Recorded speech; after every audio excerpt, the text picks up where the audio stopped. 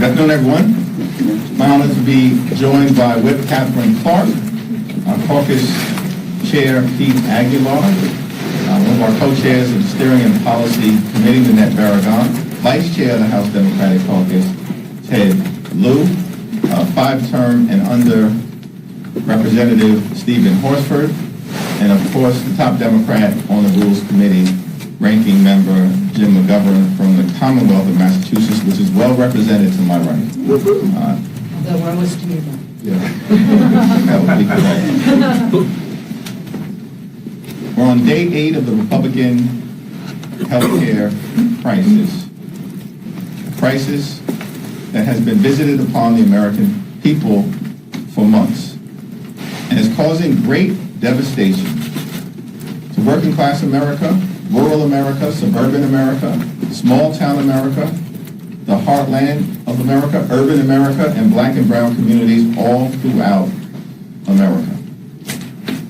House Democrats are here at the Capitol on duty and ready to reopen the government and enact a spending agreement that actually meets the needs of the American people, while at the same time addresses the Republican health care crisis that is devastating the American people and is causing premiums, copays, and deductibles to go up for tens of millions of Americans because of the Republican refusal to extend the Affordable Care Act tax credits. We're asking everyday Americans from all across the country to share your story about the premium increases that you are experiencing with your member of Congress, with your United States Senator, and certainly with any of us. If you've received a letter, or when you receive a letter in the next few weeks, we want you to reach out to us and share that letter with us. You can do it at democraticleader.house.gov/share your story. That's democraticleader.house.gov/share your story. We are fighting for you. We know that because of the Republican healthcare crisis and their refusal to address the Affordable Care Act tax credits that are on the brink of expiring, that millions of Americans are about to see their health care costs double, triple, or quadruple. And when you get that letter in the mail, share it with us. You can share it with us, as I indicated, and you can include a hashtag, my premium went up. My premium went up. And it's going up because of the continued Republican refusal to extend the Affordable Care Act tax credits. My honor to yield to our Democratic Whip, Catherine Clark. Thank you so much, Mr. Leader. We are so grateful for your leadership and your vision at this point of healthcare crisis, and I'm proud to be here with these representatives in leadership of our caucus. Here's the terrible thing about the position that the Republicans have backed themselves into with healthcare. It hurts everyone.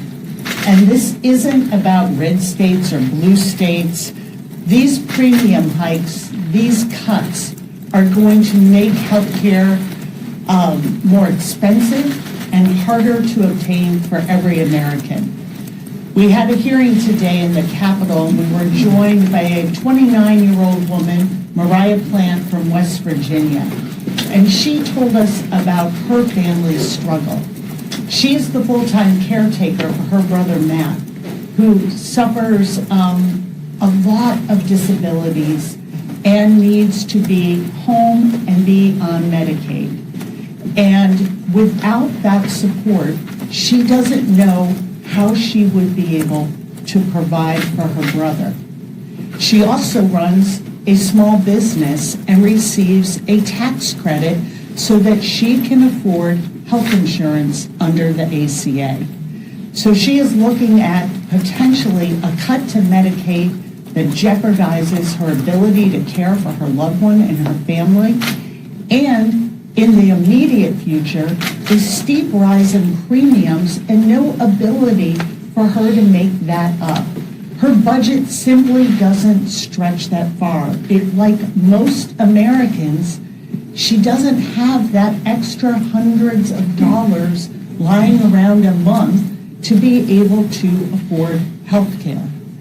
And that was the story from West Virginia. And as I look in my district, as premium notices are coming out, a couple in Massachusetts that makes $88,000 a year is looking at having their premium doubled. If we go to Speaker Johnson's hometown of Benton, Louisiana, that same couple making $88,000 will see a tripling of their premium. 3 times. That could be around $23,000 a year for that couple to pay. People can't afford that.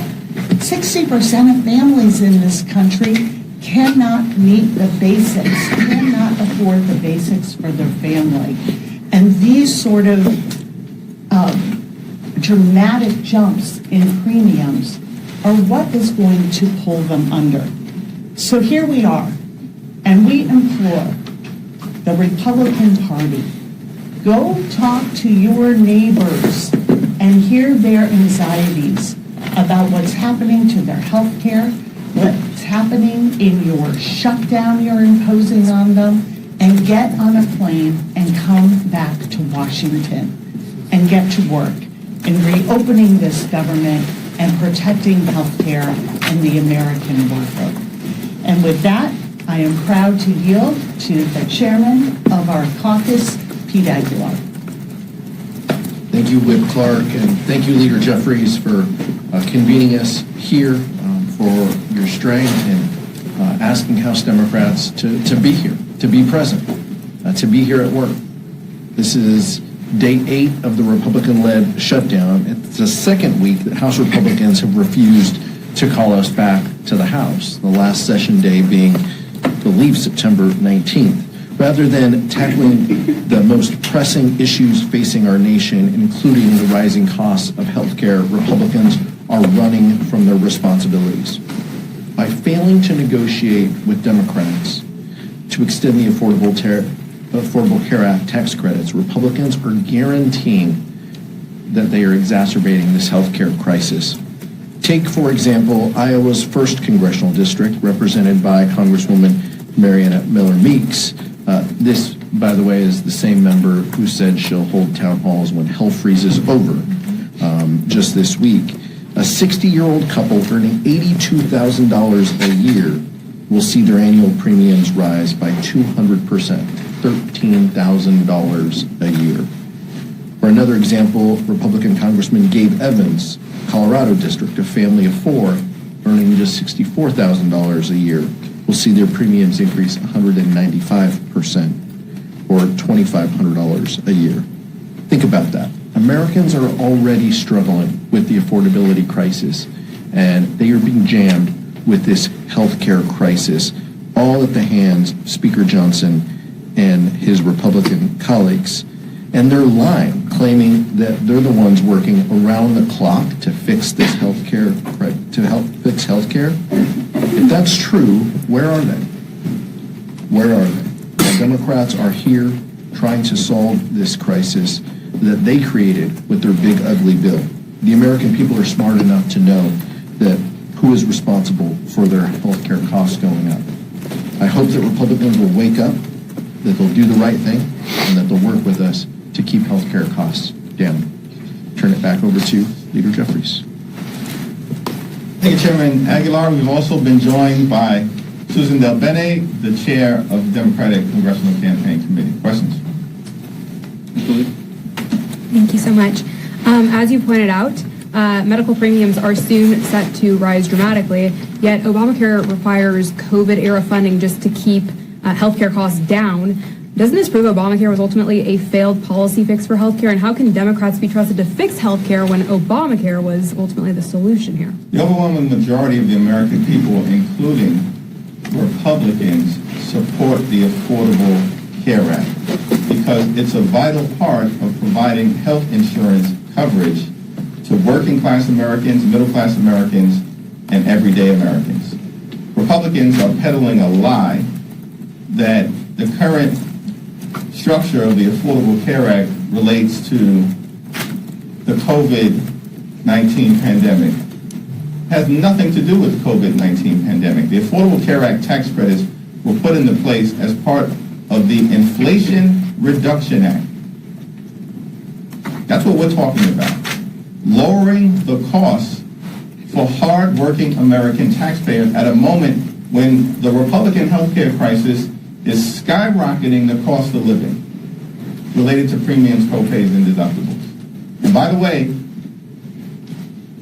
we have a cost of living crisis in the United States of America that Republican policies are making worse. Donald Trump and the Republicans spent all last year promising to lower costs on day one. Costs aren't going down, and the American people know it. Costs are going up. Inflation is going up. The Trump tariffs are adding thousands of dollars a year in additional expenses at a moment when everyday Americans are already struggling to make ends meet. And now Republicans have shut down the government rather than extend the Affordable Care Act tax credits to try to make health insurance more affordable, which is why Democrats are in this fight on behalf of the American people. Leader Jeffries, what do you make of Speaker Johnson canceling House sessions this week, and when will you call for the when do you think he'll call for the House to return? House Democrats were here last week. House Democrats are here this week. House Democrats will be here next week. House Republicans are on vacation right now. That's extraordinary. They canceled votes last week.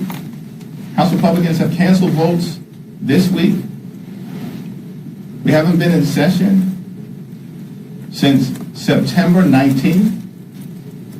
And on that day, Republicans got out of town before sundown, never to be seen again. As we approach the government shutdown and are now in day 8 of the Trump Republican shutdown. And these extremists don't even want to show up to work when they're requiring hardworking federal employees to show up to work without pay because of the Republican shutdown.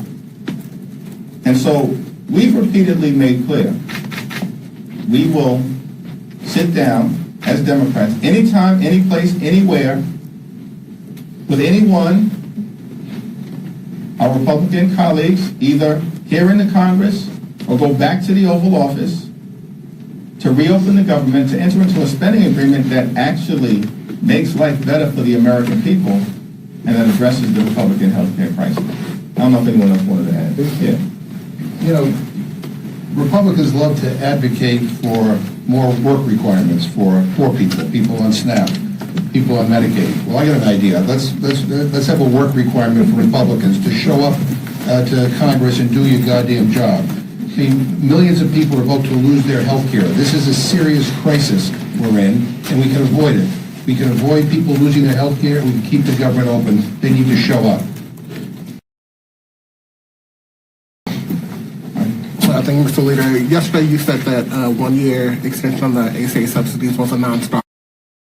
Hames said that, told me that red line was not helpful to the conversations that she's having in the Senate with her colleagues on both sides of the aisle.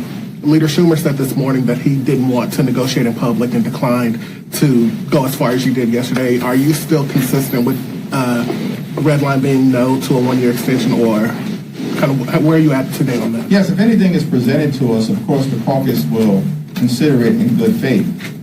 But at the moment, here's where we stand. Republicans enacted massive tax breaks for their billionaire donors as part of the One Big Ugly Bill. And they made those tax breaks permanent, while at the same time ripping Medicaid away from 14 million Americans and stealing food from the mouths of hungry children, seniors, and veterans.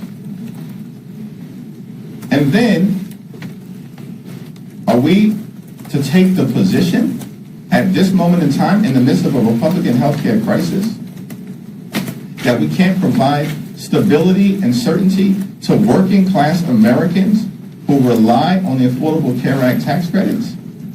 That's an unreasonable position for anyone in Congress to take at this moment in time, relative to what Republicans have done in ripping health care away from tens of millions of Americans. Our position that has been articulated in a bill that was introduced by Senator Patty Murray and Congresswoman Rosa DeLauro is a permanent extension of the Affordable Care Act tax credits to match the permanent extension that Republicans on their own saw fit to do for the wealthy, the well-off, and the well-connected as part of the Republican continuing effort to subsidize the lifestyles of the rich and shameless. Now, at the end of the day, the caucus, in good faith, will evaluate anything presented from the Senate. But, in our view, as it relates to the Affordable Care Act tax credits and any other effort to address the Republican health care crisis, it has to be meaningful. It has to be meaningful in terms of making a difference in the lives of the American people. Do you maintain that there's no daylight between you and Senate Democrats? Yes. Thank you, Mr. Leader. There's been a lot of discussion about whether there should be vote on paying the military during this shutdown. I know some of your members sent a letter to the Speaker asking him to call the House back on it. Today the Speaker said unlikely because basically the House had the opportunity to have that vote. Do you believe there should be a standalone vote on military pay? I believe that we should pay our men and women in uniform, and I support the effort of our members to make sure that that takes place. And shame on the Republicans for remaining on vacation and even refusing to pay our troops because of their continued effort to gut the health care of the American people, which they're putting above even the men and women of the U.S. military. Captain, I'll tell you one address. Go ahead. Having served on active duty in the U.S. military, it is insane not to pay our troops. Some of them are in high-risk missions, and you want them thinking about whether they can get paid, whether they can care for their family. You don't want them focused on that. You want them focused on our national security, and this is going to affect our national security. House Democrats are here, Republicans are on vacation. They need to come back and work, and we need to pay our troops. I would just add that Mike Johnson sort of doubled down on this and showed their callous disregard for the Americans involved in their shutdown. Because what he said was a vote to give funding to our troops so they don't miss a paycheck while serving our country would be a show vote. A show vote? I can't imagine anything more disrespectful. And it's just insight into how they are viewing this. You take the deal we are offering to the American people, and the Republican deal is we take your health care away in order to pay for permanent tax breaks for the very wealthiest people. And if you don't take that deal, we're going to shut down government. And we're not even going to come to work while we are telling hardworking Americans who serve the public, you've got to go to work and not get paid. But us, we'll get paid and not show up for work. That's how little regard they have for the American people and what they're going through. And this entire system and this entire shutdown is based on their allegiance to the very wealthy. And American families are not making it. And every day they make life harder and more expensive. And you can see it in the way they toss aside payment to the troops as a political stunt, some sort of showboat. This is something that we have come together in a bipartisan way at the beginning of every shutdown and voted to do. That is what we do when we are in these terrible situations of a government shutdown. And the fact that they don't do it tells you exactly how they regard our troops and the American people. Mr. Lee, will you call Speaker Johnson and implore him to swear in Adelita Grijalva? We have made clear privately and publicly that Representative Adelita Grijalva should be sworn in immediately, without delay. Mike Johnson swore in 2 Republican members of Congress immediately after their April 1st special elections were concluded during a pro forma session when no one else was even around.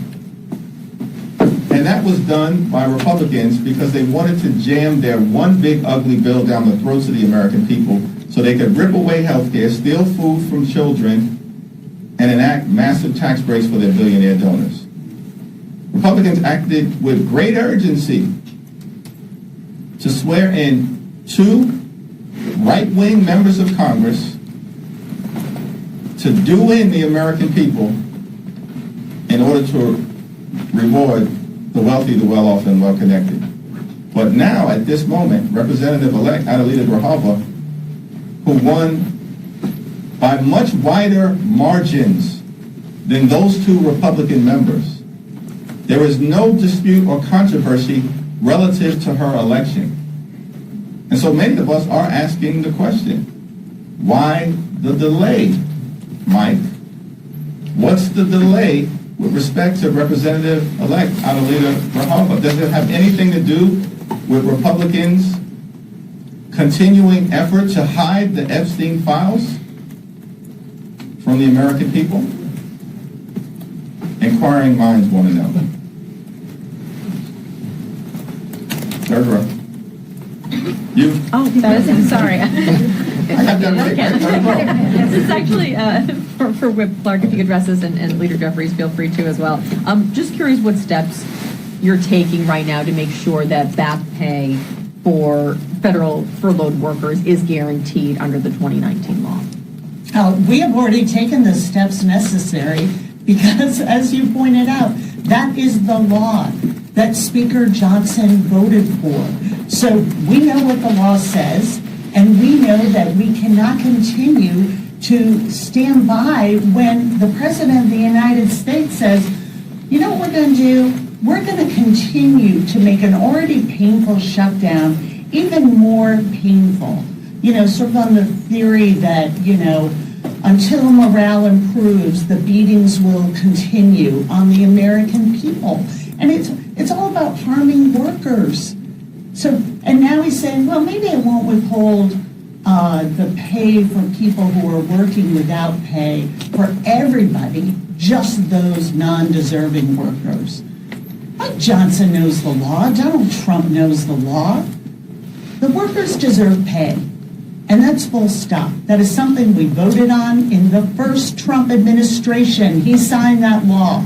So this isn't up for some sort of legal interpretation. That is the law. But that seems to be very out of vogue with this version of the Republican Party. But the law is clear, and we are going to stand here for workers who are being put in the position of having to show up for their jobs and do their work without pay or be sent home and furloughed, and hope that the Republicans come back to Washington and end their shutdown and get people back to work. I want to give Nanette Barragán an opportunity to respond to the Representative-elect Adelita Grijalva situation. Nanette, of course, the immediate past chair of the Congressional Hispanic Caucus. Well, thank you. I want to echo the leader's remarks and say, look, the Congressional Hispanic Caucus is at the largest it's been. We're going to add a new member. She was duly elected. She's ready to work. She's been showing up here. It's a real disservice, and I think a slap in the face to those constituents that voted for her, that she's not being sworn in to be able to do her work as an official member. And of course, we know that she is set to be the last signator on the discharge petition. So I continue to implore the Speaker to do the right thing. I believe he said yesterday he would get it done, and then they walked it back. But we have a Latina from Arizona who's ready and able, and let's not disenfranchise those voters as they have to sit and wait until the Speaker thinks, this political game ends. We should all really call on him to swear her in immediately. Thank you, Leader. A follow-up on a question that was asked before. We talk about how these subsidies are needed to keep premiums low, and I think there is a question in a lot of people's minds that if these subsidies are truly needed to keep those premiums at that level, does that signal that there are reforms needed to the ACA to lower premiums in general? It's incredibly important to make sure that we extend the Affordable Care Act tax credits for working-class Americans, middle-class Americans, and everyday Americans. People like Mariah Plant, who we heard from earlier today. She's a 29-year-old from a rural part of West Virginia, a state that Donald Trump won by 41 points. Mariah is a small business owner who gets her health care through the Affordable Care Act, and that's made affordable by the tax credits. If those tax credits expire, health care will be unaffordable for Mariah. She'll have to pay thousands of dollars more per year, and she's already dealing with the adverse implications of the Republican assault on the health care of the American people related to the largest cut to Medicaid in American history. Why is that? Because Mariah is the sole full-time caregiver for her older brother, Matt.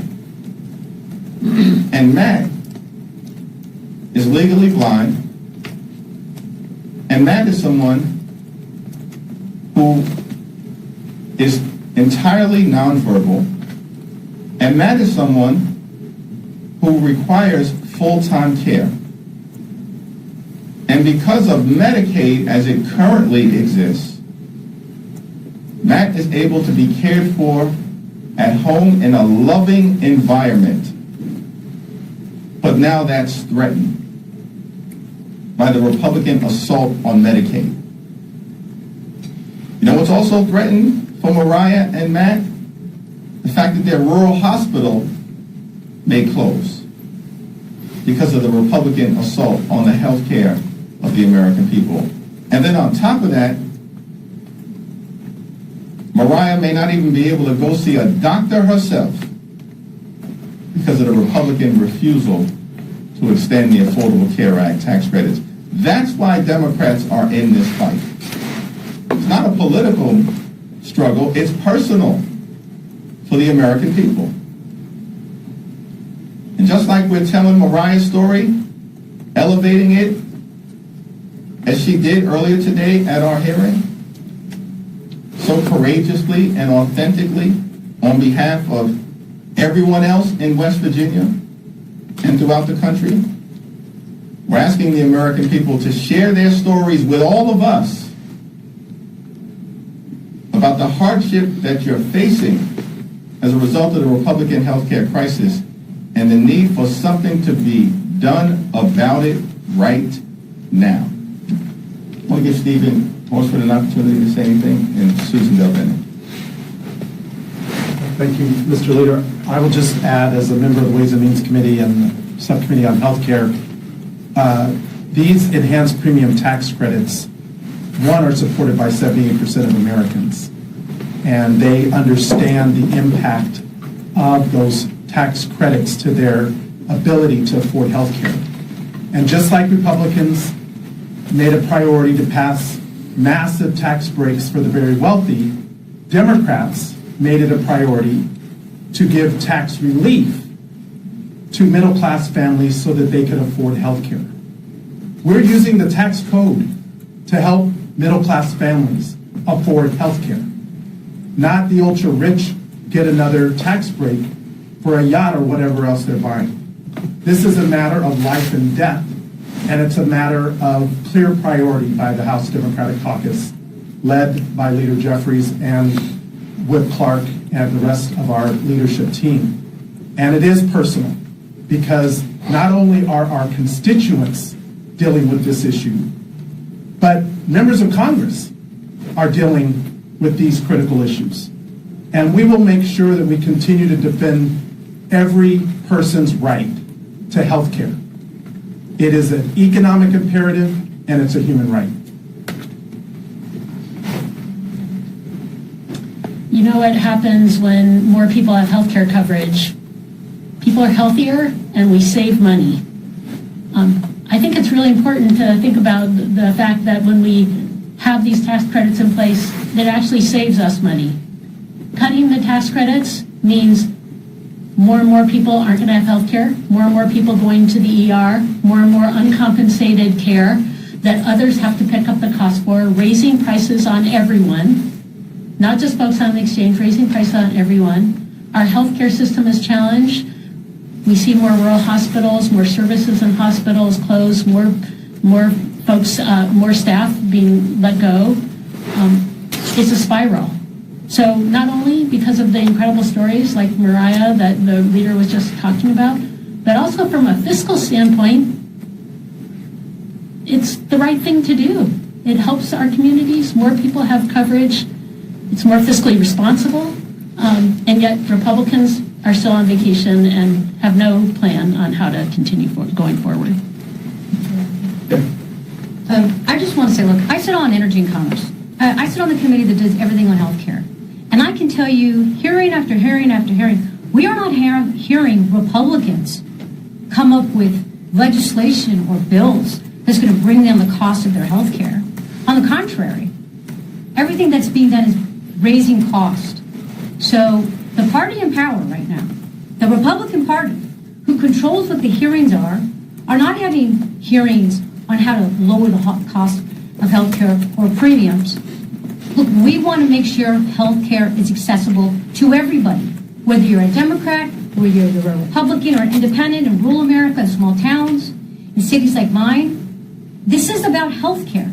This is about getting everybody access to health care. And I can tell you that we do not have those hearings.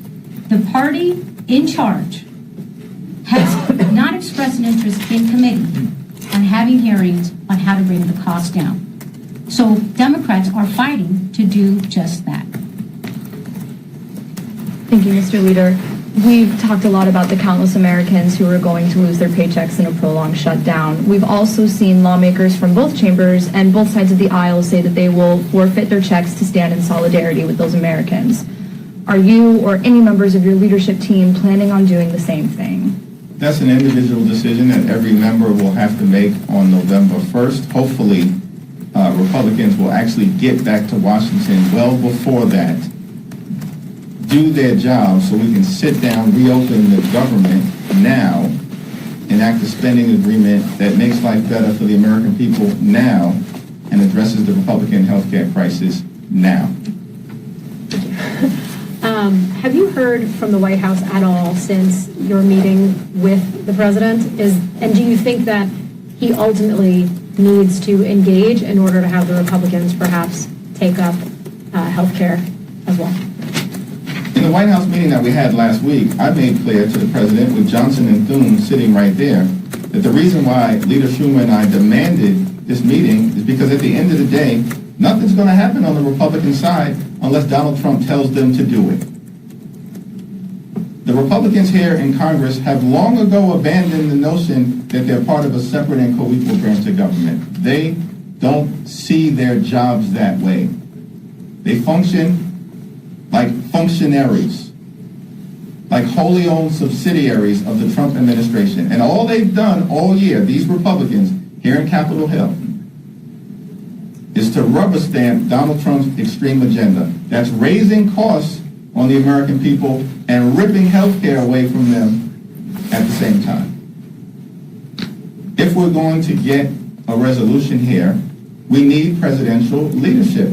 That's what Donald Trump himself said 12 years ago in 2013. If a shutdown happens, the buck stops with the president.